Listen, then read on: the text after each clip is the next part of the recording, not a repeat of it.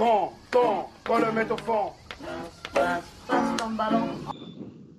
Salut les amis, salut tout le monde, c'est mardi, c'est Passe ton ballon. On est ensemble pour un peu plus d'une heure d'émission et merci d'être avec nous pour ce nouveau numéro de Passe ton ballon, votre rendez-vous foot et OM hebdomadaire. C'est la 27e de la saison ce soir, 27 comme le nombre de jours d'espérance de vie que perd en moyenne un supporter de l'OM par saison. Oui les amis, posons-nous la question, quand est-ce que le supporter l'OM sera remboursé par la Sécu, je me le demande. Comme chaque semaine, je suis entouré de mes fidèles acolytes, à commencer par notre technicien en chef, réincarné ce lundi soir lors de notre match FSGT en prime Mandanda version 2015-2016. Bonsoir Idriss. Bonsoir Mathieu, bonsoir à tous. Grand match hier, dégoûté de ne pas avoir gagné. Premier degré, tu as été extraordinaire. Ah, franchement, on avait... Tu as eu des parades franchement impressionnantes. On avait le Ariane Robben-Roux en face. Ah ouais, c'était incroyable. Ça a été une longue soirée. Mais et quand il marque le dernier but, là, je suis allé voir son coéquipier, j'ai dit mais pourquoi vous jouez avec lui? Il a rien à foutre le lundi soir. Hein, ouais, parce que pour la petite histoire, on joue le lundi soir avec Ma et Mathieu, et le gars, on a joué contre un gars qui a dribblé toute l'équipe pour marquer le dernier but. Il était trop fort.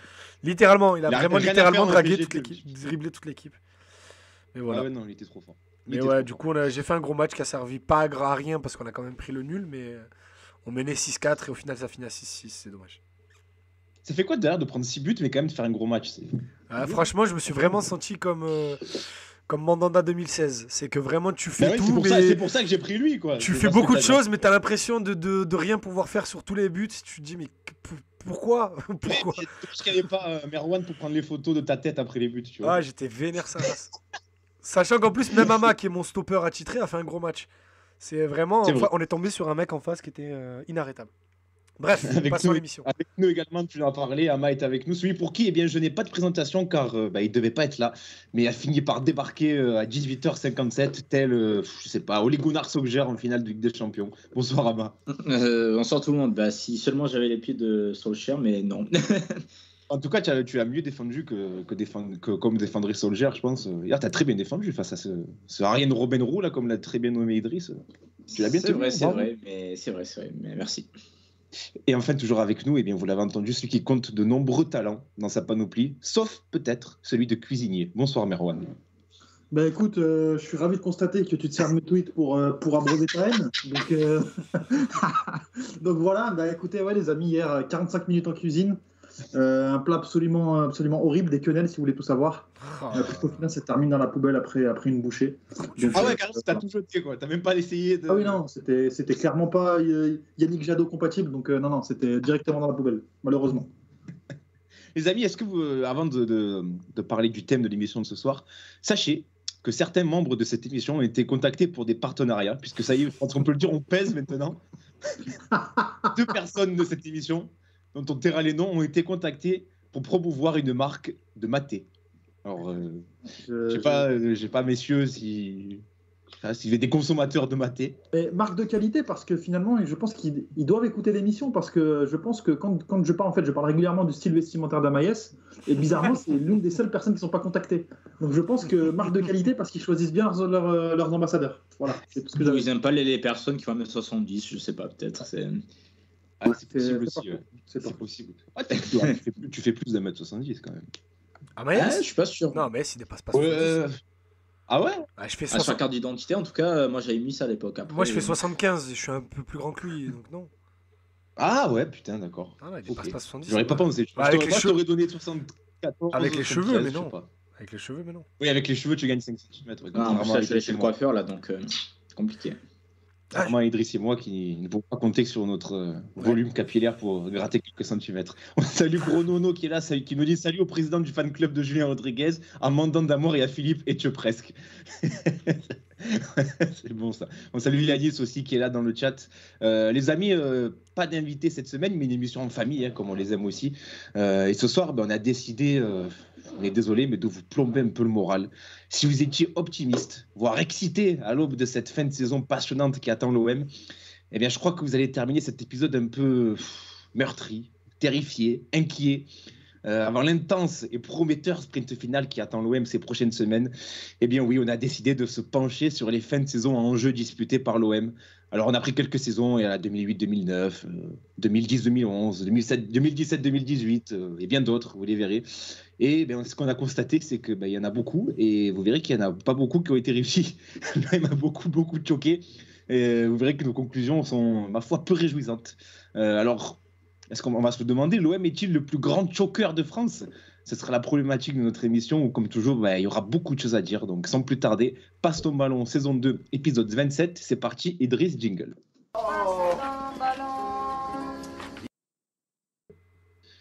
Les fins de saison ratées, les gars, c'est... Voilà, on va plomber le moral de tout le monde. Là, hein. Franchement, surtout... on se dirige vers une fin de saison hyper excitante, Coupe d'Europe, on est deuxième, il y a tous les signaux sont au vert. On a battu un concurrent direct au Vélodrome. Oui, c'est ça, mais on est bien. Mais comme quoi, en fait, on aime bien se faire du mal. Hein, il faut se préparer. Quand tu es supporter de l'OM, il faut se préparer parce que souffrir n'est jamais très loin. Et se préparer à quoi ça... Dis-moi, vas-y. Ça me fait penser à quand on a reçu, tu sais, que ça soit Sofiane ou Adrien, tous ceux qui sont venus quand on a fait notre série sur les rivalités, et qu'on demandait à nos invités, alors quels souvenirs vous gardez d'un OM Lyon, d'un OM Bordeaux, d'un OM PSG, tous se sortaient des bons souvenirs, des victoires et tout, et nous on était là à dire, celui-là on s'est fait niquer, celui-là on a perdu, etc. On aime trop ça en fait, on aime trop ça je crois. Parce qu'on a été habitué à la médiocrité depuis 10 ans, et habitué aussi à se hyper pour rien. C'est ce qu'on disait dans les autres émissions et c'est ce que je disais sur le plateau du Phocéen toutes ces dernières semaines. C'est que ce match contre Nice, on l'avait déjà vu combien de fois? Tournant de la saison, concurrent direct, stade Vélodrome, début de printemps, 67 000 personnes, le parvis plein à 18h, de l'ambiance à gogo, but de Gouiri à la 3e minute et on arrête de jouer pendant... Combien de fois on l'a vu ce match, les gars, Mathieu? Donc bon, énormément de fois. Donc du coup, moi j'étais toute la semaine à me dire bon, si on fait nul, c'est bien, c'est pas grave. On a joué la Coupe d'Europe, donc si on perd, c'est pas grave. En vrai, s'il gagne, on sera qu'à 2 points derrière, donc il restera 9 matchs derrière. On se prépare à souffrir parce qu'on en a marre de souffrir.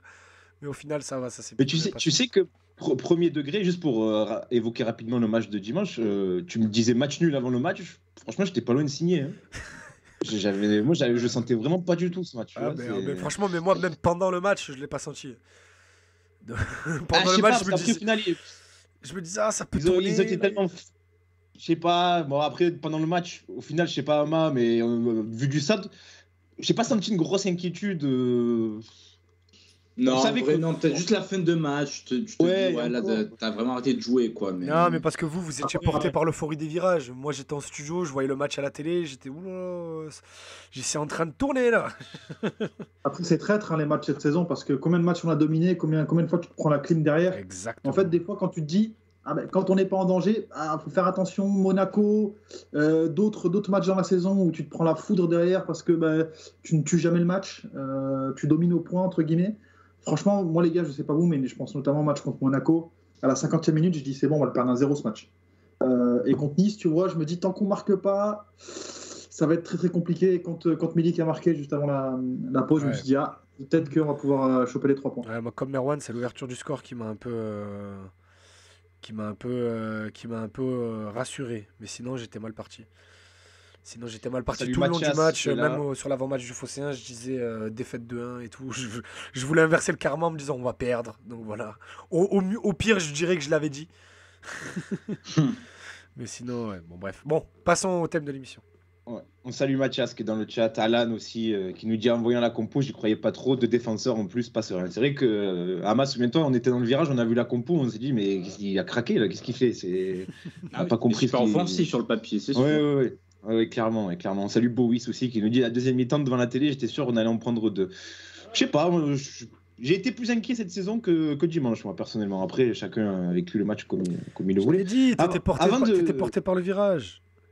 Ouais, sûrement. Mais non, même des fois dans le virage, tu peux être inquiet, mais là, je sais pas. J'ai pas senti même chez les gens autour de nous, j'ai pas senti une grosse inquiétude. Oui, c'était pas non plus la sérénité, hein, mais je sais pas. J'ai pas.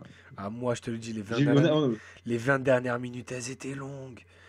Elles étaient longues. Peut-être parce que j'étais fatigué aussi, que je me languissais de rentrer chez moi. Mais elles étaient longues. Surtout vu le coaching, il tarde vraiment à changer quelque chose parce que tu vois que tu prends l'eau pendant une vingtaine de minutes. Tu sors t'as midi, tu personne joues qui sans fait attaquant pendant transition. 5 minutes, tu refais rentrer Bakambu, j'ai rien compris. Moi, En fait, il y avait aucune bulle d'oxygène parce que tu n'avais Ouais. personne pour les transitions et du coup ça stagnait au milieu de terrain et ça revenait à chaque fois.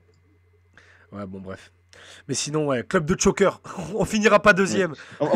On va en parler justement, mais avant ça, justement, pour rester sur cette saison, et ça va faire le lien avec notre thématique, est-ce que pour vous les gars, parce que là on se dirige quand même vers une fin de saison à suspense, assez excitante, où il y a pas mal d'enjeux, est-ce que pour vous l'éventualité de nouveaux chocs cette saison existe? Du moins est probable, voire très probable. Comment vous le visualisez ça les mecs?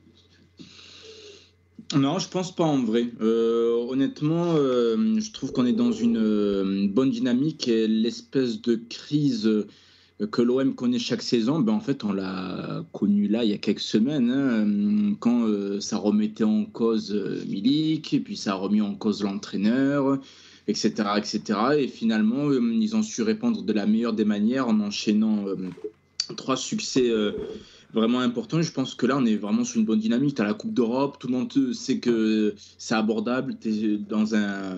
Comment dire? Tu es dans le bon tableau. Donc, non, franchement, je pense que ça va être pas mal. Ouais, je suis assez d'accord avec Ama. Moi, je me dis, si. Après, la Warlem, j'ai pas la connaissance du futur. Astérisque, Mais- ça veut dire seul Dieu sait. Voilà. C'est parce qu'il est parti dans son délire. Parce qu'il y a le Dezenkan Talk après. Mais à la Warlem, ça veut dire seul Dieu le sait. Voilà. En gros, je me dis que si on avait dû plonger, en tout cas, c'est mon avis. Je pense qu'on ne se serait pas forcément relevé de la crise qu'on vient de subir et qu'on aurait été dans un statu quo, un truc qui descend tout doucement. Mais là, je me dis que comme on a su gérer la crise, je me dis que finalement, ça va peut-être pas être aussi noir que ce qu'on avait pu l'anticiper. Et je pense qu'en tout cas, dans ce groupe-là, cette victoire va faire énormément de bien. Les victoires contre Bâle et Karabag, je pense en tout cas qu'elles ont fait du bien, mais ce n'était pas non plus le déclic qu'attendait ce groupe. Et je pense que, en tout cas, la victoire face à Nice, elle était vraiment nécessaire pour vraiment remettre les esprits à l'endroit parce qu'on voyait que la Sinistrose, elle ne demandait qu'à s'installer dans cet effectif. Yanis qui nous dit le but de Limina pour nous mettre du suspense encore. Comme d'hab avec ce club, on peut pas être serein. Ouais, c'est vrai que ouais, peut-être les arrêts de jeu étaient plus récents, c'est vrai. Mais C'est vrai. Je le dis à chaque émission, à chaque match. Si vous voulez de la sérénité, allez supporter le Bayern. Et encore, ça va pas trop en ce moment. Ouais, mais bon, ça va. Après, j'aimerais que quand ça va pas trop à l'OM, ça soit comme Ouais, ça. voilà, Mais- si on doit traverser leur crise, je pense que ça va, on s'en sortira. Mais ouais, en supportant l'OM, on a fait le choix ou obtenu la malchance de vivre dans le stress et l'ulcère. Ouais, c'est ça. Il faut vivre avec. Faut l'accepter même, hein, quelque part. Bah oui, pour être Parce heureux. que ouais. Alan qui nous dit on peut le faire avec un tirage en Conference League qui semble être favorable. C'est le match contre Rennes qui sera déterminant. Alors là, celui-là, j'ai pas dit. Très personnellement, le match contre Rennes là. Pour moi, voilà, mais moi, j'ai laissé les copains répondre. Mais moi, je pense encore qu'on peut choke parce qu'on sera pas. Moi, je te le dis, on fera pas autoroute là sur le sprint final. Et sur les 3 dernières journées, on joue Lyon, Rennes et Strasbourg dans cet ordre-là. Sachant que tu vas à Rennes et que tu reçois Lyon et Strasbourg. Donc pour moi, on peut encore choke. Hein. La saison est très loin d'être finie. À Rennes, ça nous réussit souvent ces dernières saisons. Comme de rien. Il y a même Strootman qui a marqué un but, imaginez. Donc, non, je suis d'accord, mais je sais ça. pas. Écoute, J'ai l'impression qu'avec Rennes, on a réussi à instaurer cette peur permanente parce qu'on on les a tellement souillés qu'il y a peut-être un petit complexe d'infériorité qui se fait à chaque fois. Hein. Et surtout, moi, il y a un truc, c'est que Rennes, je pense que ça tient avant tout parce qu'il y a vraiment de super joueurs à Rennes. Mais tu prends le coaching de Genesio, c'est vraiment pas incroyable. La tarte qu'ils mettent à Lyon, sincèrement, c'est plus Lyon qui est vraiment insipide. Oh, les gars, il y a un téléphone à côté il y a du eu un micro. petit. J'ai vu que ça s'allumait quand. Bref, n'importe. Bref. Mais en gros, j'ai l'impression que Rennes, en tout cas, on arrive souvent à manœuvrer contre Rennes. Strasbourg, c'est pareil, mine de rien. Même si voilà, rien n'est écrit. Strasbourg, ce sera la 38e journée, Stade Vélodrome et tout. À la limite, ce match-là, je veux bien dire qu'il est pour nous, tu vois. Sachant que je pense que eux, à la 38e, ils joueront plus rien. Mais vraiment cibler Lyon déjà parce qu'on va en parler pendant l'émission, mais Lyon 36e journée au Vélodrome, j'ai des relents qui reviennent juste d'en parler. Oui. Et même aller à Rennes, hein. Moi je suis vous connaissez Genesio, c'est pas le plus grand coach de la terre, mais sur un match il sait mobiliser ses équipes et j'ai toute confiance en Sampaoli pour inventer quelque chose de fragile, de frileux là-bas et qu'on perd 3-1 donc Putain, je croyais que tu allais dire du bien de Sampaoli, mais en fait, mais non, j'ai toute confiance à Sampaoli pour nous pondre une belle merde, quoi. bah oui, c'est ça. C'est que je me dis qu'il est capable, dans son obsession de l'adaptation, il est capable de vouloir inventer un truc pour aller contrer Rennes à domicile, chercher un truc là-bas, et puis désorganiser l'équipe à la 37e journée et perdre 3-1. Donc ouais, je vais pas aller à Rennes, même si Ama a raison. Généralement, c'est une équipe qui nous réussit, que ce soit à domicile ou à l'extérieur. Mais je sais pas, je le sens pas. Mais après, voilà, ils ont eu 7 matchs pour me redonner confiance avant d'y aller. Je sais plus qui tu as coupé, qui voulait C'est enchaîner. Merwan, Je crois que c'était Merwan. Vas-y, Merwan. Non, c'était aussi, il y a un facteur déterminant, je trouve, à Rennes, qui n'était pas là au match aller, c'est Lovro-Mayer. Ouais. Lovro-Mayer qui n'était pas là, et je trouve qu'il apporte beaucoup, beaucoup à cette équipe. Et c'est vrai que, en tout cas, sur cette phase retour, c'est peut-être l'équipe en termes de qualité qui va être la plus difficile à manœuvrer. Tu as aussi Lille qui arrive. Non pas que Lille soit une équipe qui me terrifie particulièrement, mais on a énormément de mal parce que souvent c'est une équipe qui attend et qui va contrer exactement ce qu'on déteste cette saison. Potentiellement. Et surtout qu'il y a les armes pour contrer. Après, il n'y a pas Renato, possiblement. Donc verrons-nous bien. Potentiellement, Merwan, on jouerait une demi-finale de Conference League après le match contre Lyon. Ok. Donc, d'accord. Après la 37e entre Lyon et Lorient, il y aura une demi-finale de Conference League. Parce que Lyon, c'est pas la 36e, hein, c'est la 35e, désolé, j'ai dit en revoyant le classement. En revoyant le calendrier. Parce qu'en vrai de vrai, dès la 35e journée, ça se trouve, Lyon, ils n'auront plus rien à jouer. C'est possible. Mais oula, attention. C'est ce que dit Bowies dans le chat. Hein. Il dit leur saison est morte déjà, Lyon, donc nous empêcher d'accrocher le podium deviendrait leur unique objectif de cette saison, ils joueront leur vie. Ça fait quoi une certaine fin de saison qu'on va évoquer dans cette émission. 2009, ils n'ont rien à jouer. Ils sont sûrs d'être 3e, ils n'ont rien à faire. Il y a Bordeaux et l'OM qui sont à 14 points devant. Et Benzema, il joue son dernier gros match sous le maillot de l'OL. Il a décidé de venir au Vélodrome et de casser l'ambiance. Et il l'a bien fait, avec l'aide de Mandanda. Mais il l'a bien fait. Mais le truc, c'est que je pense qu'aujourd'hui, l'effectif, il est tel que la plupart, ils en ont rien à faire. En vrai de vrai, d'empêcher l'OM. Ils n'ont pas cette culture. Possible. Un certain nombre d'entre eux, elle est peut-être Cacré, tu vois, mais possible. Le reste, à mon avis, voilà quoi. Possible, mais je me méfie toujours. Comme ce qu'on disait en début d'émission, toujours se préparer à la chute. C'est vrai, t'as raison, on est super. Tu vois, c'est comme un chat, si le chat il retombe sur ses pattes, toi t'as vu quand tu tombes, t'essayes le maximum de retomber sur le dos, histoire d'amortir la chute, de pas te péter quelque chose. Et ben là c'est pareil, t'essayes de te mettre le plus plat possible pour essayer que ton corps encaisse un maximum le choc. Il y a Emerson Lazone qui dit aussi printemps retour de Payet, c'est pas faux. Ouais, c'est vrai. Faux, hein, c'est aussi la saison des barbecues, donc on va faire attention avec Dimitri, mais... Non, Payet il aime pas quand il fait froid, là ça y est, là ça revient.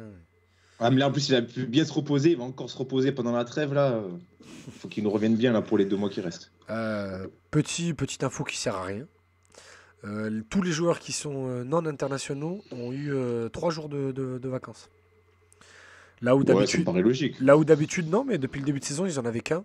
Et après, ils venaient quand même à l'entraînement. C'était pas des entraînements très intenses, mais au moins ils faisaient acte de présence.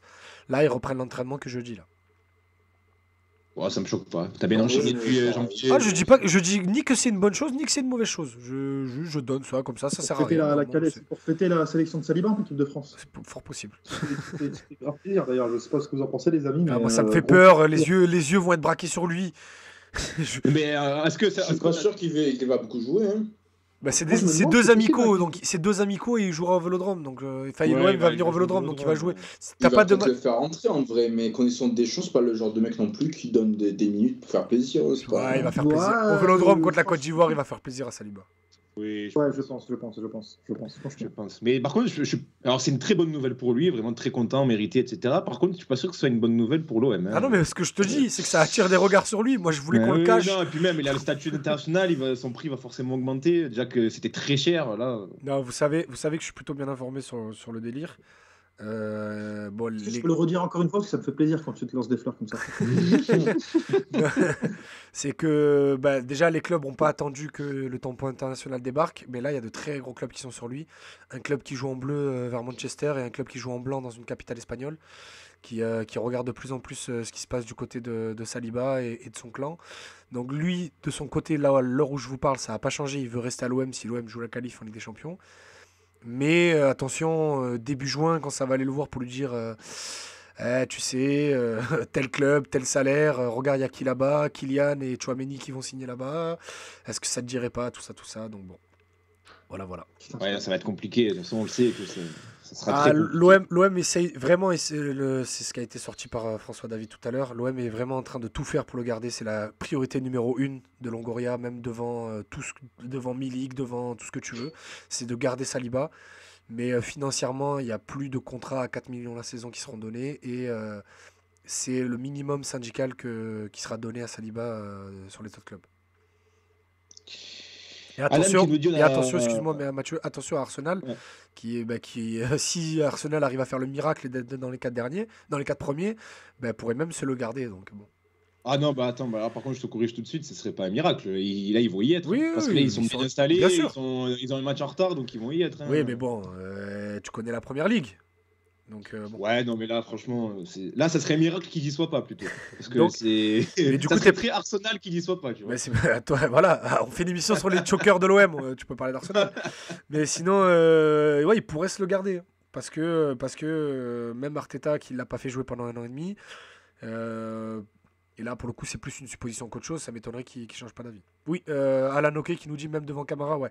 La priorité aujourd'hui, en tout cas au club, c'est de garder Saliba, devant de garder Camara. Une proposition a été faite à Camara, une nouvelle, fin février. Et le joueur reprend son temps pour donner sa réponse, mais on est aujourd'hui sur du 80-20 pour son départ. Voilà.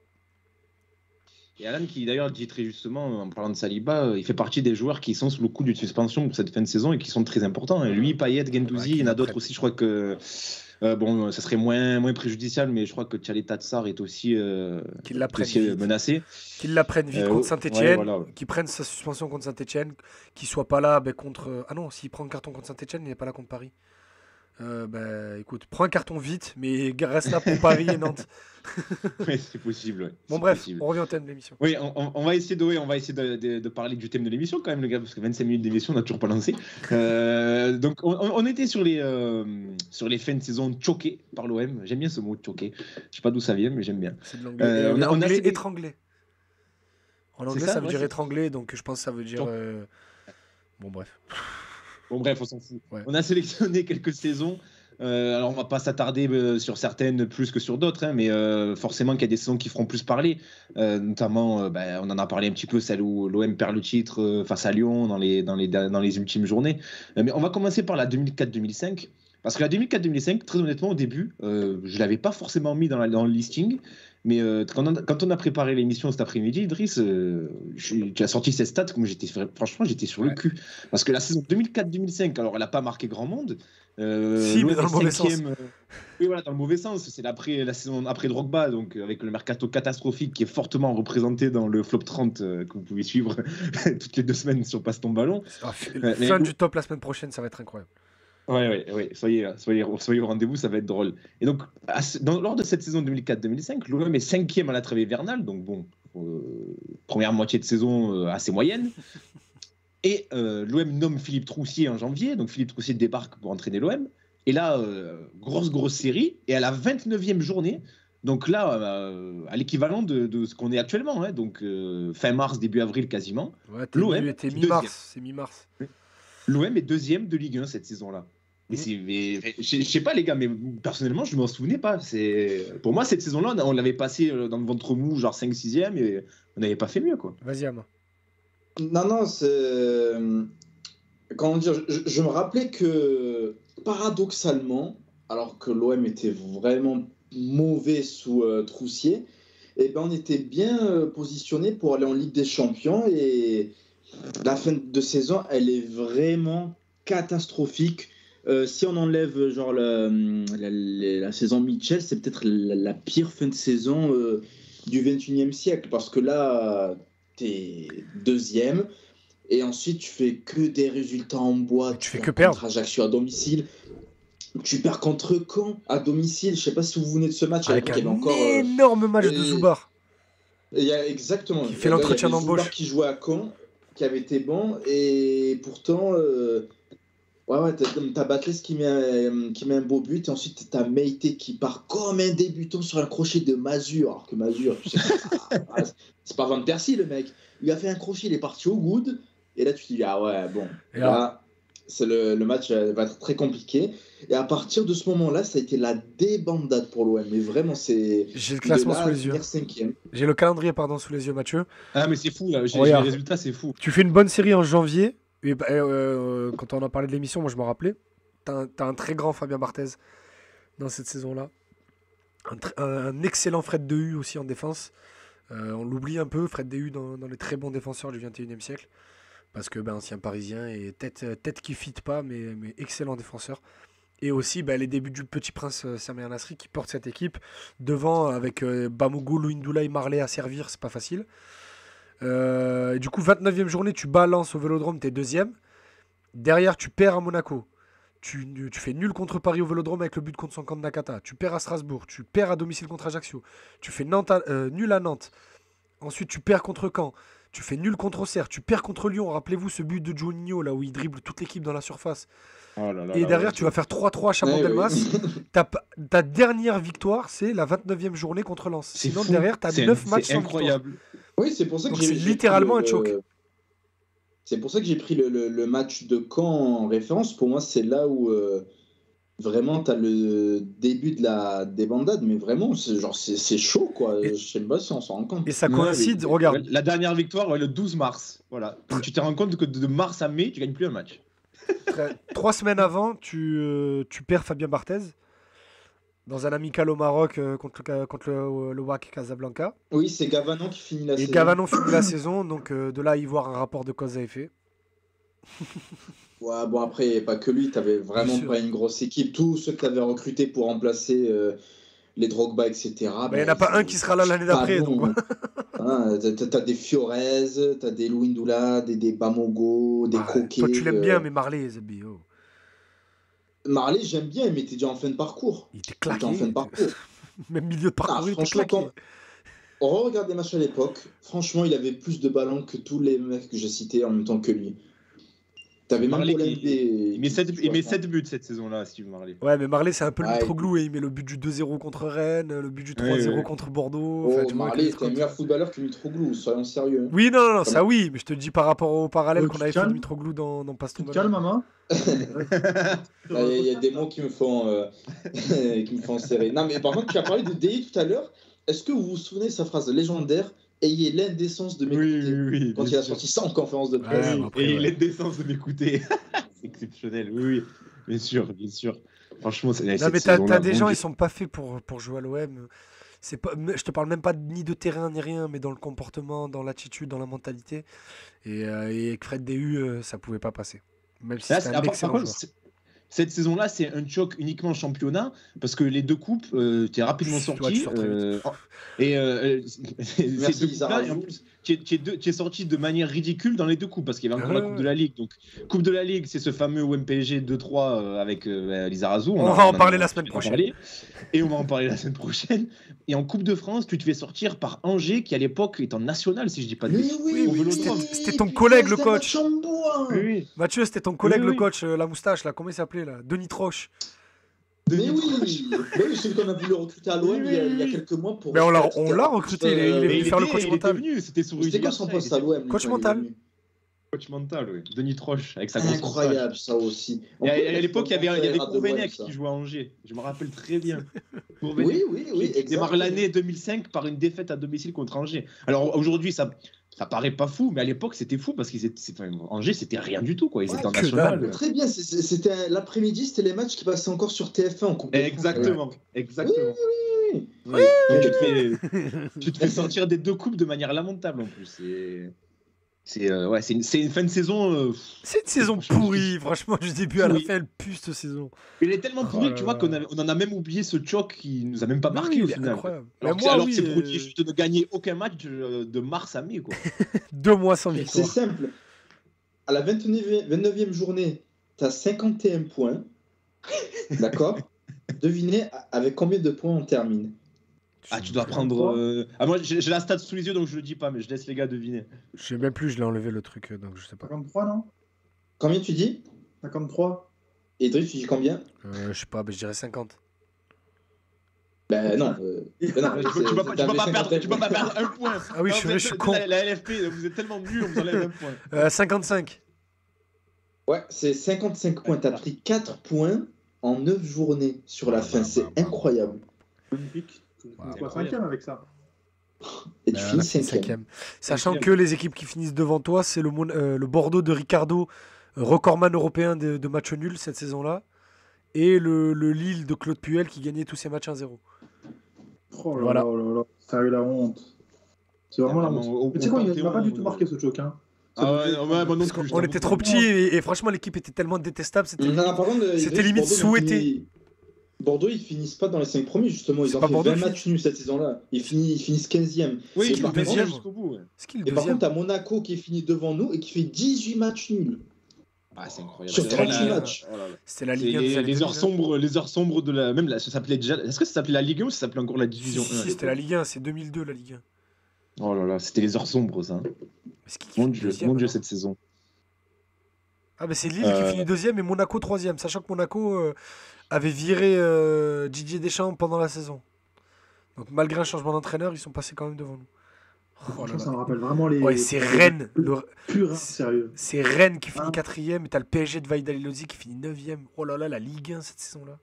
Ouais, compliqué. Mon Dieu. Compliqué. Et t'as le Istres de Xavier Gravelaine qui finit dernier mais qui vient quand même prendre un point au Vélodrome dans le derby. Oui.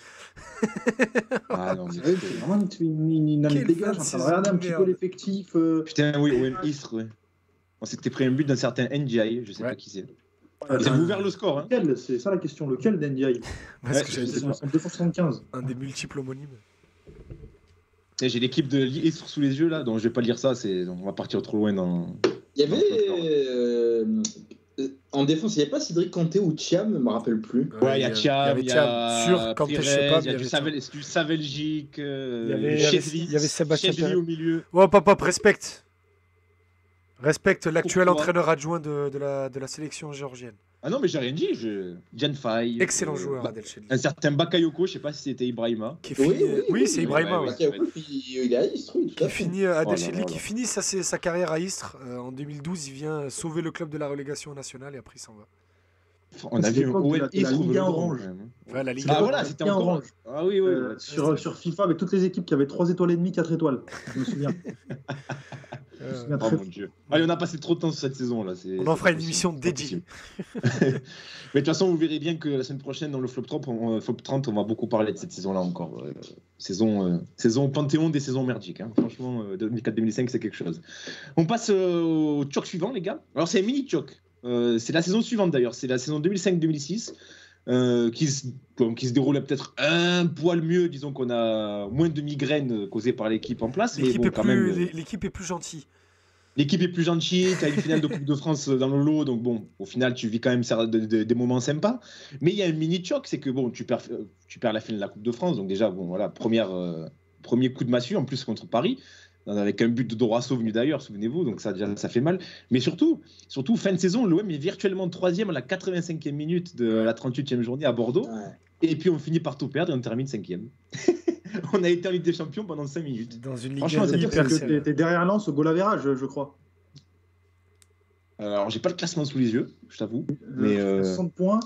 Enfin, t'as Lille qui est 3e avec 62 points, t'as Lens qui est 4e avec 60. Et donc, t'as l'OM qui est 5e avec 60 points aussi, mais avec une différence de but une différence de but plus faible. Et du coup, tu finis en Intertoto et pas en UEFA. Ce qui est dramatique aussi. Ouais, il a Donc, raison, il a raison. On a 5 buts de différence sur Lens. On est tous les deux à 60. Donc ouais, non, c'est un vrai choc, parce que en fait, tu n'as même pas le lot de consolation, tu as le lot de consolation du lot de consolation. Donc ouais, non, c'est un vrai choc, un vrai traumatisme cette saison. Mais surtout qu'en plus, tu démarres très très mal à cause de l'Intertoto et surtout à cause de l'été mouvementé au club. ouais. Et, Première victoire à la 6e journée. Ouais, à Sochaux Ouais, sur un but de Roumain. c'est pour ça que moi, c'est pas vraiment un choc, c'était la période, excuse-moi Idriss, mais c'est la période où l'OM commençait souvent mal ses saisons et terminait en boulet de canon. Donc en vrai, ouais, c'est un choc limité. Mais en fait, c'est un choc parce que dans les dans les dernières journées, tu sais que tu es condamné à l'exploit. Et tu fais dans les 2 dernières journées un match nul horrible contre Strasbourg au Vélodrome avec un super but de Nasri.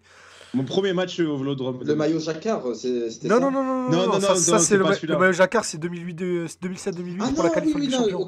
Nasri on met joue- une patate de 25 On joue en mètres blanc, de lucarne. une patate du gauche à l'extérieur de la Ouais, Je vois surface, très très bien. dans la lucarne de Cassard, qui deviendra derrière entraîneur des gardiens de l'OM.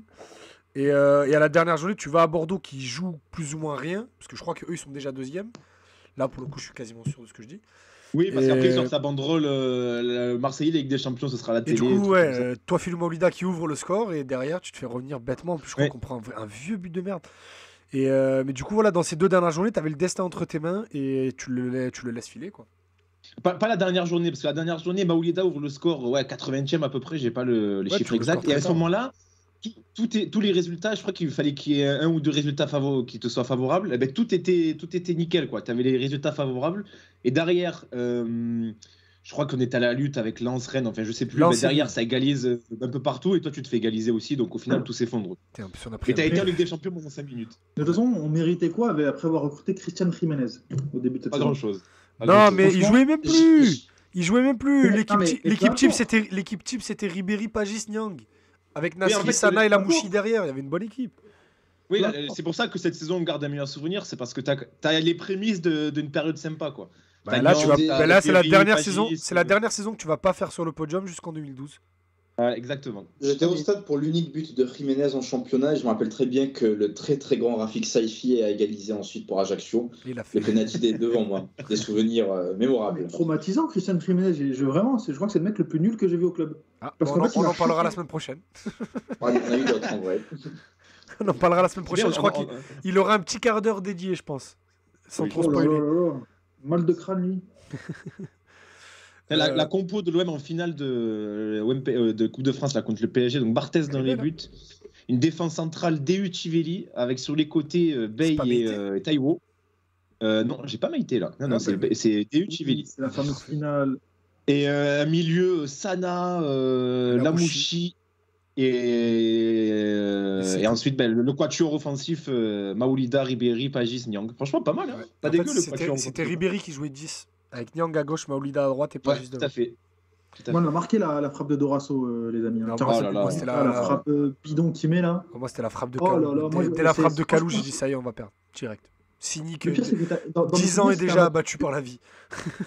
c'était un match assez serré dans mes souvenirs en plus. Non, on se fait éclater. Non, on prend un but d'entrée, non? On passe complètement à côté du match. Il marque direct. Ah oui, pardon. Et pardon, derrière, pardon. vraiment, on fait rien. Et Ribéry passe pas un Oui, oui, dribble. oui. Parce En que 2-0, il a sait fait qu'il une halte de sait- but. Il sait qu'il est déjà, la liste n'est pas encore sortie, mais il sait qu'il est déjà en équipe de France pour la Coupe du Monde. Donc à partir de là, et ça va aussi avec les 2 mauvais résultats de l'OM, c'est que Ribéry a peur de se blesser avant la Coupe du Monde, du coup il fait plus grand chose. Et sans Ribéry à l'époque, l'OM n'était pas capable de faire quoi que ce soit. Non, t'es en train de me dire qu'il fait la trompette sur 2 finales d'affilée? Non, qu'est-ce que tu racontes? Autant sur la première, j'ai envie de le comprendre, même si je l'ai en travers, autant sur la deuxième, non. Mais du coup, non, on se fait vraiment marcher dessus face à un Paris qui le voulait plus que nous. Je me rappelle, parce que j'avais revu la finale pendant le confinement, avec un gros, Ah ouais, match, putain. un gros match de Roten. Et puis T'as passé un bon confinement, toi. Hein. ouais, j'avais du temps à perdre. Et Paoletta qui a raté pas mal de trucs. Barthez sort pas mal d'arrêts. Donc ouais, on s'est fait marcher dessus pendant toute la finale. On méritait pas de gagner du tout. Mais il y a eu. Attends, mais moi, le coaching qui m'avait marqué, c'était que il fait que 2 changements, je crois. Je crois que Nasri rentre genre dans la dernière minute du match et tu dis, mais genre, pourquoi je dis, mais pourquoi il fait ça? Genre, déjà 2 changements. Et je crois que Pagis se blesse ou Nyang, je crois que c'était Pagis. Mais tu sais que Je dis pas de bêtises. c'est pas juste qui finit pas le match. Mais tu sais que Nasri, il le déteste, mais c'est peut-être un des rares joueurs qui vraiment garde un très mauvais souvenir de son passage avec Jean Fernandez. C'est un truc de malade quand tu regardes le coaching de ce. Enfin, j'ai l'impression que. Enfin, franchement, là, il y a eu 0 coaching. Il y a eu Nasri qui rentre à la 80e minute, Ourouma qui a un remplacement parce que Pagis se blesse juste avant la mi-temps. Et derrière, il se passe rien, quoi. Ouais. Et... Alors que t'avais des armes sur le banc. Bah ouais, c'est franchement hyper étrange. Et c'est vraiment une des finales, moi, qui m'a vraiment le plus mis le seum, entre guillemets. Parce que tu te dis, putain, déjà, contre le PSG, tu te prends une frappe de Dorasso, sérieux. Tu te prends une frappe de marquait Dorasso, en plus, la jamais frappe, elle est de loin. incroyable. Hein. Il me semble qu'il y a un gros effet extérieur. Barthez, ce trou complet. Mais ouais, la frappe, elle est bien, mais Barthez, ce trou complet, il doit Il y a l'avoir. un effet, il me semble. Il y a un gros effet, non? Ouais, mais des fois, Barthez, il avait des trucs comme ça où il laissait passer des buts de ouf, tu sais pas comment, mais bon, bref. Après, tu peux pas lui en vouloir parce que des fois, il sortait des arrêts venus de nulle part. Mais Ouais, mais bon, on leur a chippé Mbami après, ça valait le coup, non? Moi, j'ai- grand j'ai- modeste. J'aimais bien, moi, Mbami. Ah, il était mort. claqué. t'es mort. C'est vrai ce qu'il Franchement, m'a dit. il l'a échappé de peu. On garde aussi un bon souvenir de 2005-2006 grâce à l'Intertoto en août. Tout à fait. Tout à fait, c'est ce qu'on disait. Non, mais l'équipe, elle était ça nous a fait kiffante. mal. C'est Ça nous a vrai, fait mais mal, l'équipe, c'est elle vrai. était kiffante quand même, en fait. Oui, c'est vrai. C'est T'avais- le prémisse d'une période sympa. C'est un peu comme cette saison. L'équipe, qu'elle ait de bons ou de mauvais résultats, elle est attachante, cette équipe, en fait. Oui, c'est ça, Donc, exactement. même si tu finis 4ème, tu fais bon, allez, c'est pas grave. Donc, tu vas serrer le point sur le moment, mais avec le recul, tu vas dire, ah, quand même, c'était bien. Ils étaient attachants, on l'a dit plein de fois. Ce qui est important pour un supporter, c'est les supporters touchent pas les primes de match, le supporter n'a pas de salaire. Le supporter, il a besoin de s'identifier à une équipe au-delà des résultats. Et cette équipe de l'OM 2005-2006, elle ressemblait à Marseille. C'était une équipe de mecs de quartier, c'était une équipe de gueule cassée, de mecs qui n'avaient pas réussi ailleurs. C'était des mecs trop forts pour les autres clubs de Ligue 1, mais pas assez pour les clubs de Ligue des Champions. C'était l'équipe parfaite pour ressembler à la ville. Allez les gars, on passe à la saison suivante et c'est là, on part 3 ans plus tard, 2008-2009 et personnellement peut-être l'un de mes plus gros traumatismes de supporter. Puisque cette saison-là, l'OM est leader du classement à la 31e journée, après une victoire contre Grenoble. Souvenez-vous ce 4-1, le doublé de Taïwo, la La fête, etc. célébration entre Taïwo et Guéretz, iconique. Ouais. Avec Et Taïwo le qui, reste, Taïwo qui va vers le banc et Guéretz qui lui saute dans les bras comme un petit garçon. Je me souviens en plus que ce jour-là était férié, donc le stade était plein. Enfin, c'était Ouais, c'était un match de vraiment dimanche magnifique. après-midi et tout. Ouais. Et le lendemain, c'était férié, donc il y avait pas mal de touristes et tout. Et le stade était blindé, je m'en rappelle. Et l'OM reste leader jusqu'à la 36e journée. Et cette traumatisante défaite à domicile contre Lyon, on l'a évoqué en début d'émission, cette victoire 3-1 de Lyon au stade. Et dans le même temps, Bordeaux qui signe 12 victoires de rang sur la fin de saison, c'est complètement fou. Et qui s'adjuge le titre pour 3 petits points seulement. Les gars, est-ce que celle-là. Je sais pas si vous c'est la partagez pire. mon point de vue, mais ouais, voilà, est-ce que C'est c'est la pas la pire. plus traumatisante? Ouais, moi, c'est ma Si. saison. Après, je laisse parler les autres parce que j'ai beaucoup parlé ces 10 dernières minutes. Non, mais vas-y, Mais, parle, mais parle. moi, c'est ma pire saison, c'est ma pire déception parce que moi, c'est les 2 années, là, 2007, 2008, 2008, 2009, les 2 années Guéretz où je suis le plus investi en tant que supporter. C'est là où je commence à rentrer dans les groupes, c'est là où je fais tous les matchs, je fais les tifos avec les winners et tout et tout. Donc je vis vraiment chaque match, chaque minute à intensité maximum. Et le scénario était tellement beau, les amis, ça grise un peu. Tu reçois Lyon à la 36e journée, je crois que tu avais 3 points d'avance sur Bordeaux. Donc si tu battais Lyon Quand à tu reçois domicile. Lyon, Ouais. non, t'as égalité à la différence de but. Mais par contre, si tu gagnes tes 3 derniers Ah, matchs. voilà. Non, mais je croyais qu'en ouais, gros, tu si fais tu toujours gagnais, mettre si tu que gagnais le Lyon, modeste, c'était plus ou moins fini. Bon, bref, on s'en fout. Sachant que dans les deux Parce qu'en dernières, fait, dans les tu deux joues dernières Nancy journées, et Rennes. voilà, c'est ça. Dans les 2 dernières Voilà. journées, tu vas à Marcel Picot, qui est Rennes, je crois qu'il est Nancy et Rennes. Donc c'était tapis rouge. Et pour nous, c'était fait. Lyon, ils étaient déjà sûrs d'être 3e. Ils avaient fait un trou avec la 4e place. Ils avaient une équipe qui était sur la fin. Juninho avait déjà annoncé son départ. Coupé avait déjà annoncé son départ. Donc Coupé était déjà plus là. Benzema avait déjà annoncé son départ aussi. Donc c'était la dynastie lyonnaise qui se refermait. Et tout le storytelling de Canal, c'était l'OM, le successeur de ci, de ça. Et là, Benzema, il a sorti le Benzema qu'on est en train de voir, en ce moment. Le match à l'époque, le match de sa vie au Vélodrome. Et il sort un match incroyable. L'équipe vraiment passe à côté de tout. Sachant qu'à l'époque, on était vraiment la meilleure équipe de Ligue 1. J'aime bien le Bordeaux de Gourcuff et de Chamac, vraiment en plus, sans troll. Mais le 4-4-2 de Guéretz avec Ziani, Chirou-Sana, Valbuena, Nyang Kone, ou Nyang Brandao, mettez l'association que vous vouliez. C'était la meilleure équipe de Ligue 1 et tu te fais passer devant comme ça à 2 journées de la fin. C'est une grosse faute professionnelle.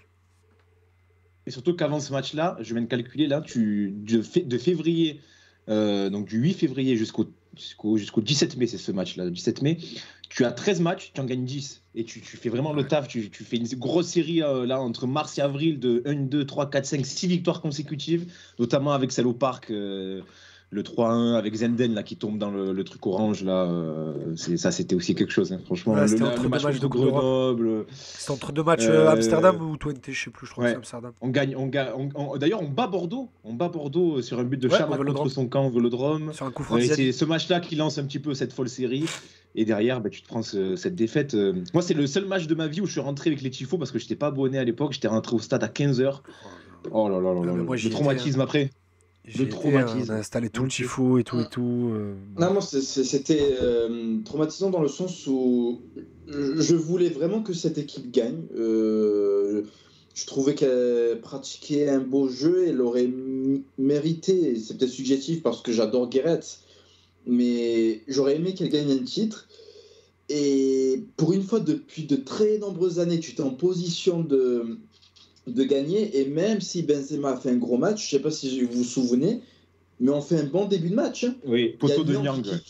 Nyang qui tape le poteau. Comment ça s'appelle ? Il y a Brandao sur la tête plongeante, alors que Coupé il est déjà couché. Il lui met la tête dessus. Et ensuite, le penalty qui est provoqué, c'est une faute d'attaquant de Brandao. Tu vois, il défend comme une brêle sur le coup. Et du coup, ça gâche tous tes efforts. C'est en ce sens que, pour moi, c'est vraiment la plus traumatisante. Parce qu'il y avait un truc qui s'était créé avec Guéret, mine de rien, entre les joueurs, le public, etc. Et c'est très frustrant que ça n'ait pas abouti sur un titre. Il fallait que cette équipe soit récompensée, en fait. Et le problème, c'est ce que vient de dire Rama. J'en ai déjà parlé dans l'émission, dans un autre épisode. Le coup franc de Juninho à la 89e minute, parce qu'on est mené 2-0, on réduit la marque avec Wiltord. Il y a une euphorie au stade, comme savait le faire cette équipe. Wiltord, putain. Non, moi, franchement, j'y croyais plus. Non, il y avait une grosse euphorie au stade à ce moment-là. Et on a 2 grosses occasions derrière qu'on met pas. Il y avait un très grand Lloris aussi en face, il faut dire ce qui est. Et derrière, un coup franc de Juninho à la 40 mètres, mais vraiment, limite anodin, tu vois. Tu sais qu'il est capable d'eux, mais très anodin. Il le frappe pas en l'air pour une fois. Le ballon, pour moi, je suis en virage. Je suis en face du but. Et je vois le ballon lentement finir sa course dans la cage. Mais très lentement, pour moi, ce coup franc de Juninho a duré 2 heures. Et rappelez-vous, dans l'ancien Vélodrome, avec le CU, qui avait beaucoup plus de drapeaux qu'aujourd'hui, on voit pas vraiment ce qui se passe dans la cage adverse. Et donc, tu vois juste les Lyonnais aller célébrer et tout le stade qui ferme sa gueule. Et à ce moment-là, j'étais là, je vais plus jamais revenir. En fait, je vais arrêter le foot, je vais tout arrêter. Qu'est-ce que je fais là ? Pourquoi ? Et bref, une soirée de merde. Et tu gâches, parce que vraiment, on a fait une 2e place, une très bonne saison, on fait quart de finale de l'Europa League, on se fait éliminer par le futur vainqueur. Donc, sur le papier, c'est pas une mauvaise saison, mais vraiment, tu gâches ça parce que tu méritais d'être champion. Vraiment, tu méritais d'être champion. Pour la fin de match contre Lyon, j'ai pas le même souvenir. Hein. Moi, en vrai, on réduit le score grâce à Wilton, mais je me dis, pour avoir le destin en main, il faut encore marquer 2 buts. Et tu sentais que. Ouais, non, je suis d'accord, mais tu te dis, allez, pourquoi pas. Et puis bon, bref. Sacrément cramoisi on la récupère. Hein. Il a fait une célébration et tout. Trop du cul. Après, on peut aussi voir le côté positif, c'est que cette saison-là, qui lance peut-être aussi la saison suivante, tu es finalement champion, etc. Il y a quand même une grosse base de l'effectif. Parce que Guéret avait déjà annoncé son départ, donc quoi qu'il arrive, même si tu étais champion, il partait. Et t'avais aussi cette déception de voir Guéret partir aussi, c'est qui rajoutait la déjà, et du coup, tu savais qu'il allait pas être récompensé d'un titre. Et puis Deschamps était libre depuis déjà 2 ans, et tu savais que quoi qu'il arrive, c'était lui qui allait prendre la suite. Ah oui, mais c'était officialisé avant même la fin de saison, je crois. Hein. Ouais, officialisé non, mais je pense que déjà on en parlait beaucoup. Je crois. Hein. Officialisé, je pense pas. Que Deschamps prenne la suite. Franchement, je crois. Hein. Moi, je me souviens très bien que. Je crois aussi. Moi, j'ai quand je venais de la fin, en fait, Guéret s'annonce qu'il part et Pape Diouf. Qui était au Canal Football Club. Un grand président, on le voit d'ailleurs dans ce qu'il fait là, parce que Guéret annonce son départ et je crois que 2 jours après, Pape Diouf annonce Deschamps pour dire bon, ben voilà, on a un super coach qui part, on le remplace par un très bon coach. Je savais pas. Pas de souvenir que c'était juste après, je te fais confiance. Mais moi, j'ai souvenir d'une séquence au Canal Football Club pendant la polémique Guéret, pourquoi il annonce son départ maintenant et tout. Il y a Hervé Matou qui lui donne un plateau de Scrabble et qui lui dit on vous a donné un plateau qu'avec des lettres D. Tu sais, pour faire Didier Deschamps, tu sais, avec la vanne, et Pape Diouf qui rigole en disant bon, ok, nanana, mais qui l'officialise pas non plus, tu vois, c'est juste qu'on le savait. Mais après, si tu me dis qu'on l'a officialisé avant, je te fais confiance. Je crois. Mais bon, bref. À voir si dans le chat d'ailleurs vous avez un souvenir. Anecdotique, c'est pas grave au final. Mais du coup, Oui, tu savais que Guéret allait partir, tu savais que Deschamps allait prendre la Suisse, donc au final, le titre de 2010, c'est une suite logique des choses. Mais pour moi, tu peux être champion en 2010 si tu as été champion quand même en 2009. C'est juste l'avantage que ça a donné à Deschamps, c'est que ça a été plus facile derrière de virer un mec comme Sivelli, de virer un mec comme Sana, de faire plus facilement des choix en disant on n'a pas gagné avec cette équipe, tu vois. Et derrière, de mettre des gars à lui. On passe à la saison suivante, les gars. C'est 2 ans après, saison 2010-2011. L'OM champion de France, donc la saison auparavant. Donc toujours avec Deschamps, avec un effectif qui a un peu changé par rapport à la saison du titre. Plus de Niang, remplacé par le duo Rémy-Gignac. Qu'est-ce qu'on va Azpilicueta qui est arrivé aussi. Un effectif un peu différent. Tu perds Ben Arfa et Bonnard et tu les remplaces par André Ayew et Azpilicueta. Ouais, André Ayew qui revient de près dans l'Avignon, tout à fait aussi. Oui, mais du coup, je le compte comme un renfort, sachant qu'il joue. Oui, non, bien sûr. Et donc, l'OM est leader à la 32e journée et finit par lâcher le titre à Lille après une défaite à Lyon, encore d'ailleurs, en toute fin de saison. Et tu finis d'ailleurs par 3 nuls consécutifs, 2-2 d'ailleurs. Sur les 3 dernières journées, tu fais 3-2-2. Ouais, mais contre qui surtout tu fais 2-2 à Lorient, 2-2 contre Valenciennes à domicile et 2-2 à Caen. Et à cause de ça, tu lâches le titre. Et tu perds à 3-2 à Lyon. Alors, laissez-moi trouver la journée. C'est 34e journée. Tu perds 3-2 à Lyon. Et là aussi, tu étais mené 2-0. Tu reviens à 2-2 avec des buts de Lucho et Rémy. Et tu prends un but dans les 5 dernières minutes. 3-2. Un gros choc, ça, là aussi, les gars. Ouais, mais moins traumatisant parce que le titre la saison d'avant, tu dis, ouais, bon. Moins programmé pour le titre. Voilà, on a déjà eu notre quart d'heure de gloire, entre guillemets. Ils ont fait le taf la saison d'avant. On a été en Ligue des Champions. Là, tu finis 2e. Ils ont gagné la Coupe de la Ligue avant aussi. Donc, ouais, c'était énervant. Comment dire, quelques années plus tard, limite, en te disant, ouais, franchement, on a déconné. Mais sur le moment, je ne l'avais pas ressenti comme ça. Je me dis, bon, on est dans une bonne période. Il y a pas de sur le moment, j'avais le champion cette année, mais c'est pas grave. Moi, sur le moment, j'avais le démon. Parce que là, je suis un peu plus âgé.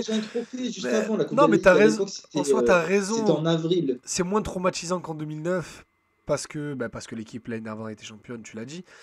Mais moi, ce qui m'énervait en plus à l'époque, c'est que tous les week-ends, t'avais une séance hebdomadaire d'onanisme sur le LOSC de Rudy Garcia où tout le monde disait oh, Hazard. Oh, Gervinho, oh, Cabaye, oh, Adil Rami, il est trop sympa. Oh, vous avez vu Beria et Debuchy font des jeux de mots. Je l'ai détesté. Et en fait, de me dire, on peut les empêcher d'être champions parce que tout le monde dit c'est la meilleure équipe. Oh là là, vous avez vu Moussasso et tout. Nique ta race. Et du coup, qui nous repasse devant et qu'en plus, toute la narration était autour de la plus belle équipe a été championne. Et en plus, ils ont fait le doublé. Ça m'avait dégoûté. Ça m'avait dégoûté. Je suis complètement d'accord, surtout avec Cabaye, c'était le gendre parfait cette saison-là. Ah, ça me dégoûte. En plus, ils arrivaient tous avec leur veste col roulé. Lille qui vient gagner au Vélodrome avec ce but d'Hazard, là, incroyable. Mérité, ils ont été meilleurs que nous sur dans ce les arrêts de match-là. jeu. Mais en plus, sur la fin de saison, même avant le match de Lyon, t'as ton destin entre tes mains. Et, oui, tout à fait, oui. Et au final, comme tu l'as dit, tu fais 3 matchs nuls dans les 3 dernières journées. Lille te repasse devant, du coup, ils sont champions, je crois, à la 37e. Ah, mais regardez, ils sont champions avec un match d'avance, grand champion, mais nique ta race. Non, ça m'a énervé. En plus, et pour le coup, vous savez que je suis très cynique et j'aime pas jouer la victime. Mais cette année-là, j'avais vraiment l'impression que c'était tout sauf l'OM, quoi. Tous les médias nationaux s'étaient mis en truc de il faut pas que l'OM fasse le back-to-back. Bon, après, l'OM avait pas besoin de ça pour se gâcher. Mais en tant que suiveur, c'était vraiment le truc qui m'énervait et limite qui me donnait plus envie d'être champion qu'autre chose. Je suis en train de voir là, mais j'ai l'impression que Lyon nous traumatise souvent en fin de saison et ça me rend pas très optimiste parce qu'on les joue là en fin de saison aussi. Ouais, c'est pour ça que je mais là, c'est souvent en fin de saison. Enfin, tu regardes notamment dans le passé récent, c'est souvent 28-29e journée et eux ils t'amorcent la redescente en fait. Alors que tu les cherches au moment où tu peux déjà peut-être assurer une place. À l'époque, ils avaient de meilleurs attaquants quand même, les gars. Ouais, à l'époque, ouais, Ouais. tu perds chez eux parce qu'il y a Lisandro Lopez qui marque. Oh hein. putain, Mayas, Il n'y a pas de Lisandro. Mayas, il vient de faire marquer Kadawere à la 34e minute de Voilà. jeu, la 36e. Bravo, Amar. Ça y est, c'est bon. Le karma va nous frapper. encore. Kadawere, c'est marqué. Il a pas marqué un but de la saison, doublé. Doublé au Vélodrome. Allez, les gars, on enchaîne. Il nous reste 2 gros chocs à voir là. On a celui de 2014-2015, la saison Bielsa, l'OM champion d'automne, impressionnant dans le jeu. Enfin voilà, on va pas représenter l'OM de Bielsa. Et puis on s'écroule en deuxième partie de saison. On termine au pied du podium, avec notamment cette série en avril, 4 défaites en 4 matchs en championnat. Tu perds contre Paris à domicile, tu vas perdre à Bordeaux, tu vas perdre à Nantes, et tu perds 5-3 contre Lorient à domicile. Et ça te plombe littéralement ta fin de saison. Et malgré les 4 victoires d'affilée, par contre, on finit avec 4 victoires. Hein, 35e, 36e, 37e, 38e journée, on fait 4 victoires. Mais on finit au pied du podium. Les gars, est-ce que celle-là, vous la situez où, là, cette fin de saison, par rapport à celle qu'on a évoquée précédemment? Est-ce qu'elle est un peu plus difficile J'ai eu un petit bug. Est-ce que tu peux juste me rappeler la saison, s'il te plaît? Saison Bielsa, 2014-2015.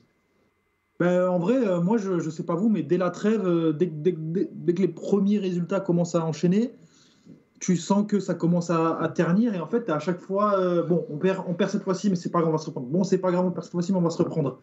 Mais finalement, tes opportunités, elles manquent. Et à la fin, en fait, moi, je sais pas vous, on parle beaucoup, oui, mais on s'est amusé, il y a eu le spectacle qu'on n'a jamais vu à l'OM, etc., etc. Mais à la fin, tu as quand même un goût amer. Parce qu'en fait, d'un côté, et souvenez-vous, on avait eu tous ces débats, mais est-ce que Bielsa, il doit pas changer sa formule, etc., etc.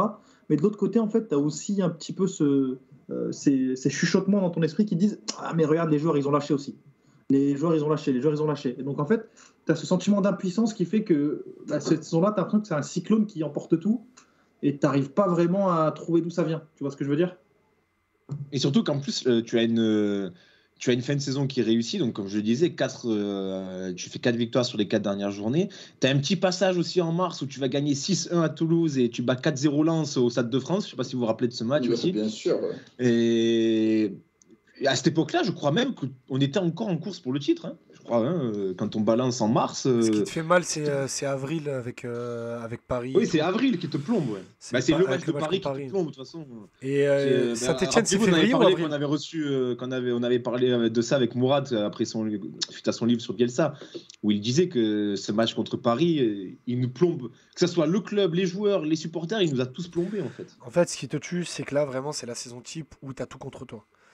C'est que tu as, à un moment donné, tu as la canne avec le départ d'Ayou et Nkoulou qui te fait très mal en janvier. Ouais, c'est ce que dit Yanis. Nkoulou out 3 mois, on l'a payé cash. C'est surtout ça, c'est Nkoulou qui se blesse. Du coup, tu dois jouer la grosse partie de ta deuxième partie de saison avec Fanny et Morel en défense centrale, sachant que les deux, l'année dernière, à aucun moment tu les imagines défenseurs centraux. Tu joues avec Lemina qui est très inconstant quand il doit remplacer Romao et parce que Romao est nul. Donc au bout d'un moment, tu manques de solutions au milieu de terrain. Tu as les erreurs d'arbitrage. Tu as aussi les chokes tout seul. Contre Caen au Vélodrome, contre Lorient aussi au Vélodrome. Tu te tues des matchs tout seul. Donc en fait, tu as toute la saison, même avec le départ de Lucas Mendes, l'arrivée de Doria, la non-arrivée d'Aranguis. Il se passe plein de choses dans cette saison. C'est vrai, Aranguis, c'est un traumatisme.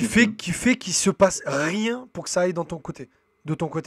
Rien du tout. Sachant que, rappelez-vous, toute la fin de saison, elle est pourrie par la non-prolongation de Gignac, la non-prolongation d'Ayou, qui devient un feuilleton à toutes les conférences de presse.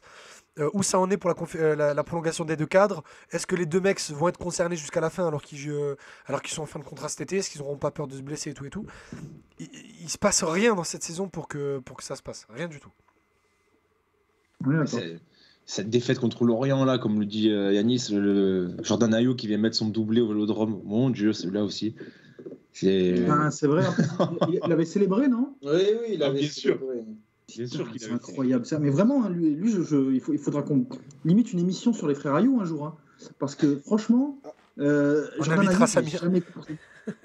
Ah oui, il va s'en donner à cœur joie. Oui. J'ai jamais compris. Je me souviens de son action avec Beckham, vous vous souvenez ou pas? Bien sûr. Il arrive et le mec il le mêle comme si c'était, comme si c'était un joueur de DH. Ah, Carlos, il a raison. En février ou avril, là, t'as Reims qui vient au Vélodrome, tu fais 2-2 avec des buts d'Engog et de Préville.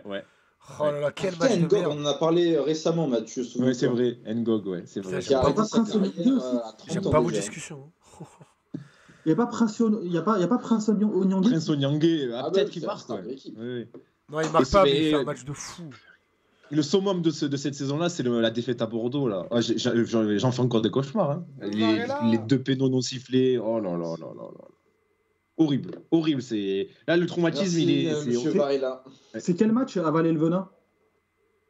C'est Lyon, C'est je OM crois. Lyon. Le C'est 0-0 OM Lyon. aussi. Hein. C'est avec le but Ah, de mais Campos, aussi- tout le monde pense qu'il y Encore avait Lyon but. d'ailleurs. Hein. Encore Lyon. Tout le monde pense qu'il y avait but et du coup Bielsa il dit ouais on sait qu'il y a une erreur d'arbitrage et tout, avaler le venin. Merci, monsieur Bastien. Avaler... Ouais, ça fait partie des gros traumatismes de la décennie aussi, le but de Ah Campos. ouais. Oh là là là là. Tu sais qu'en Et plus... en plus, ce match, il avait vraiment été excellent. On les avait vraiment mangés du début à la fin. Ah, ils ont fait un grand match. Non, franchement, c'est un des plus beaux 0-0 Non, que j'ai non, vu de ma vie. Non, on a été Franchement, meilleurs. dans mes souvenirs, on était nettement au-dessus. Dans mes souvenirs. Ouais, mais non, ils font un très grand match. Moi, en plus, vous savez, j'ai un de mes meilleurs amis qui est lyonnais. Et on en a parlé la semaine dernière en plus, parce que je crois que c'était l'anniversaire de cette action.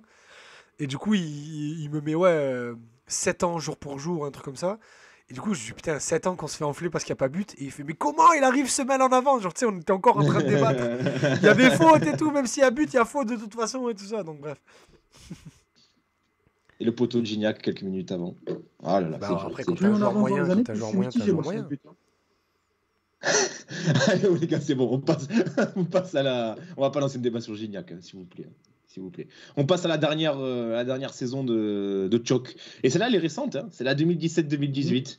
La fameuse saison de Ligue Europa où on va en finale, on perd contre l'Atlético, donc déjà premier Choc. Et surtout, tu termines encore au pied du podium avec un record de points pour un quatrième. Tu finis avec 77 points, seulement un de moins que Lyon qui finit troisième.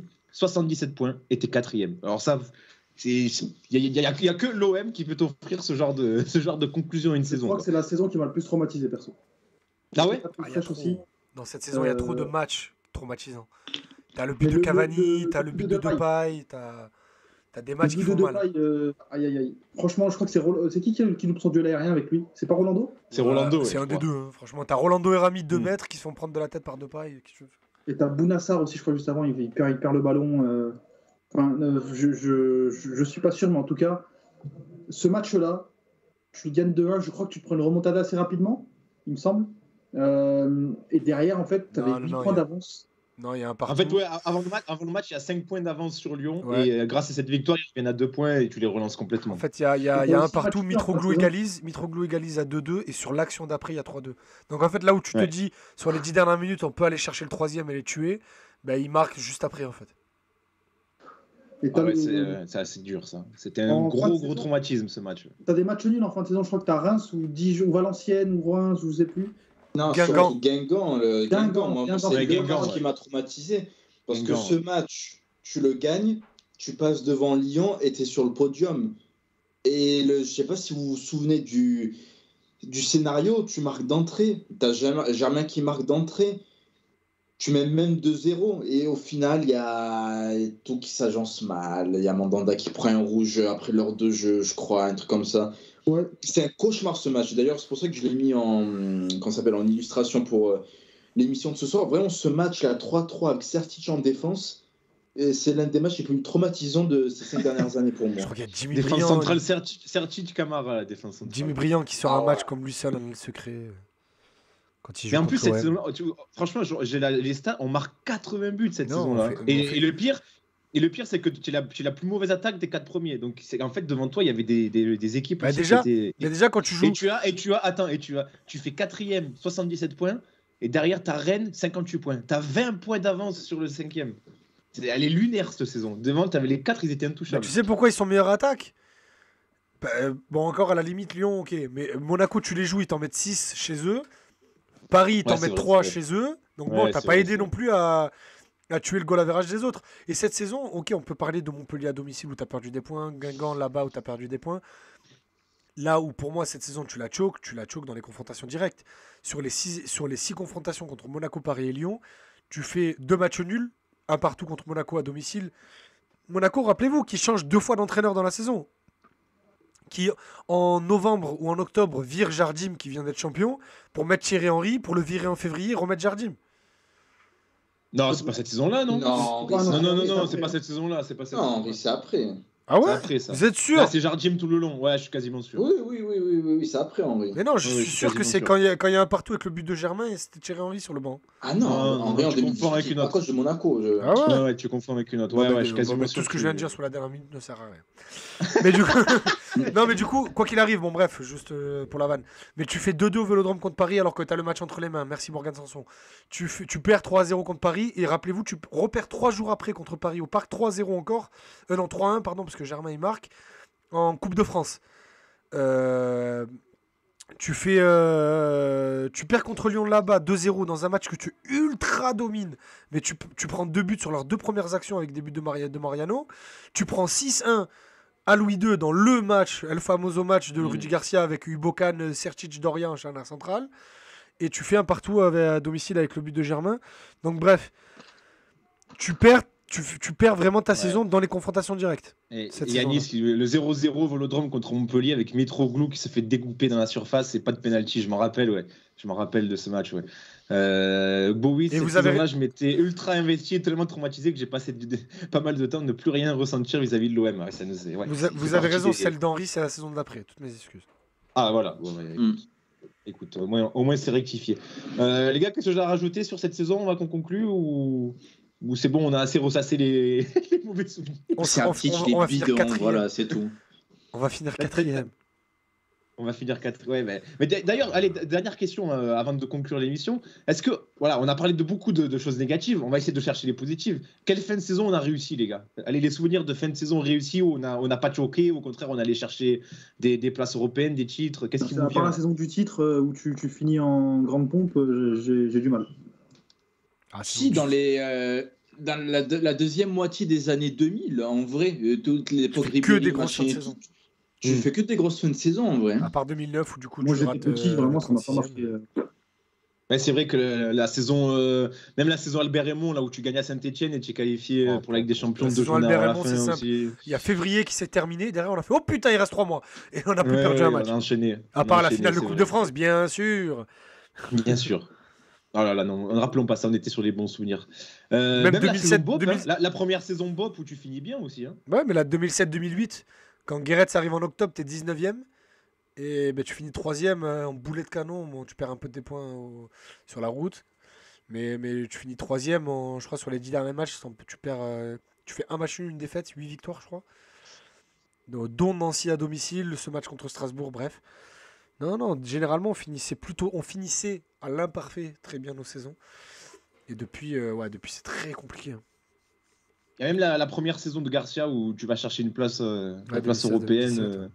Alors, c'est pas non plus mémorable, mais bon, tu finis bien aussi. Merci, tu vas chercher la place européenne. Merci Bafé Gomis, exactement. Bah, les gars, écoutez, ça nous a mis de bonne humeur pour la fin de saison. Au moins, on est préparé là. Franchement, si on le choque, on est préparé. On ne pourra pas dire qu'on vous a pas prévenu. Et non, vous allez voir, au moins une demi-finale de Coupe d'Europe et on fait podium. Tu penses? Oui. Je sais pas, moi j'ai peur qu'on chope la Conférence League. La demi-finale de Coupe de France, on joue pas au Salonique. Donc à la limite. C'est pas vous, mais la priorité c'est quand même le championnat. Enfin, évidemment, je veux qu'on joue les deux, mais en fait, on la joue tellement peu souvent la Ligue des Champions que moi j'en ai marre en fait. Moi vraiment la priorité c'est le championnat, tu vois. Non, moi ça Coupe d'Europe. Je m'en fous d'aller en Ligue des Champions de prendre 0 points. Mais non, on s'en fout. Je veux un titre, moi. Ama, le truc c'est qu'en fait derrière ça conditionne trop de choses sur le plan économique. C'est que si t'as pas la Ligue des Champions, tu sais que tu vas devoir galérer, alors que la Ligue des Champions derrière, ça t'amorce un petit cycle intéressant. Tu peux investir sur le marché, tu peux recruter des joueurs. Alors que voilà, la dernière fois que tu te qualifies en Ligue des Champions, t'as ramené Balerdi et Luis Enrique. Non, mais peu importe, c'était la première. Ce que je veux dire, c'est que mais tu rigoles, mais mine de rien, ça te permet de souffler un petit peu économiquement. Et je pense que c'est tellement vital pour le club qu'on doit se qualifier en Ligue des Champions, normaliser ça pour essayer de retrouver. En fait, le truc, c'est qu'on n'est pas patient, nous, on est supporters, d'accord? Et qu'à terme, en fait, si tu ne te qualifies pas en Ligue des Champions régulièrement, tu ne pourras pas en fait voir plus haut que ce qu'on voit actuellement. Moi, je veux que l'OM, ça soit constamment quart finale de Ligue des Champions. Et pour ça, il y a un chemin à parcourir et ça passe par être régulier en Europe, tu vois. Et ça passe par gagner la Conférence League aussi. Ouais, moi j'entends ton avis, mais je suis un romantique. moi, je pense. Je veux un titre. c'est tout. Carlos qui nous dit on va stresser contre Saint-Etienne avec vos conneries. Et Boris, bon bah merci, j'ai fait le plein de pessimisme pour être prêt à toute éventualité pour la fin de saison. Désolé les gars. Juste pendant 20 ans, pouvoir dire à jamais les premiers en Conference League, je veux. Mais oui, bien sûr. Je veux ce trophée. C'est vrai ça. Hein. Je veux ce trophée, juste de pouvoir dire à jamais les premiers. Tu te rends compte qu'on peut être casse-couille avec ça? Le niveau de relouisme qu'on peut atteindre si on a cette compétition. Va être insupportable. Mais oui. Oh là là. Votre coupe au chocolat. Ouais, mais il n'y a que nous qui l'avons eu. On pourra dire que la France a que 2 trophées européens, parce que la coupe en bois qui n'existe plus, je suis désolé. Mais que la France a 2 trophées européens et qui sont tous estampillés. Exactement. Mais en soi, il a raison, Merwan. Je m'en m'en fous, je veux gagner des trophées, moi. J'en ai marre de rien gagner. Les gars, on se retrouve la semaine prochaine pour la fin de ce flop 30, le top 10 du flop 30. Alors ça, franchement, il y a des noms, on va rigoler. Incroyable. Ça va être incroyable. Par contre, le jour de l'émission, les gars, je sais pas quand est-ce qu'on va la faire, parce que lundi prochain, on a match. Mardi, il me semble qu'il y a un match qui va tous vous intéresser dans cette conversation. Tout à fait. Donc je pense qu'on va faire ça mercredi plutôt. C'est lundi l'Algérie, non? Non, c'est mardi. C'est mardi. C'est mardi. Oula, ouais, rendez-vous toi, mercredi prochain, les amis. C'est vendredi le 29, donc c'est dans une semaine pile, donc mardi. 25 et 29. Voilà. Ouais, non, on va pas faire l'émission, je vous le dis. C'est à quelle heure en plus? C'est à 21h30. Mercredi ou jeudi. Mercredi, c'est la trêve internationale. Rendez-vous mercredi, les amis.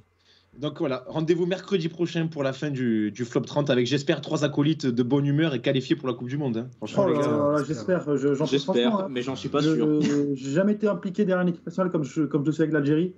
Je suis même plus stressé que pour les matchs de l'OM.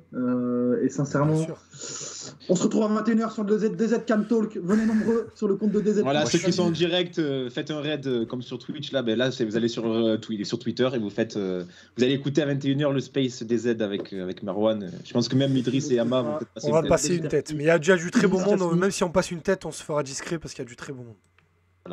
Voilà, allez écouter ça, allez donner de la force, même s'il cuisine pas bien, au moins il fait de bon space, Merwan. C'est déjà bien.